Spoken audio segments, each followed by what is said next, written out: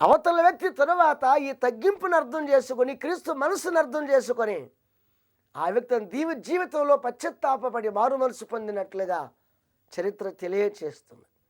కాబట్టి ప్రియులారా, ఈ చక్కటి సందేశాలు మనం అర్థం చేసుకుంటూ మన లోకస్తుల వలె, సాతాను సంబంధాల వలె, మత నాయకుల వలె కాక క్రీస్తు చూపిన బాటలో, క్రీస్తు నేర్పిన బాటలో వెడదాం.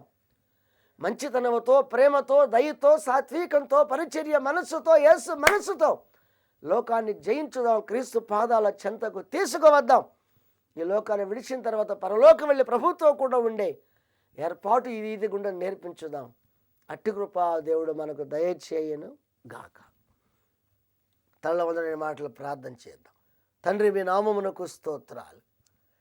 ప్రభువా, ఈ నేర్పబడుచున్నటువంటి సందేశ సారాంశాలను ప్రభువా ప్రజల హృదయాలలో మీరు నీరు కట్టి ఫలింప చేయండి.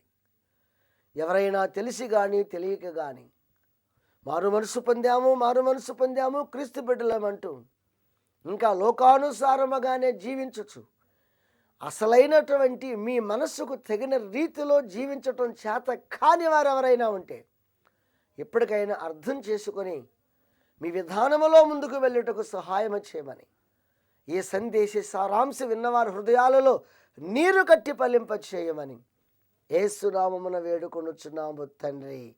ఆమేన్.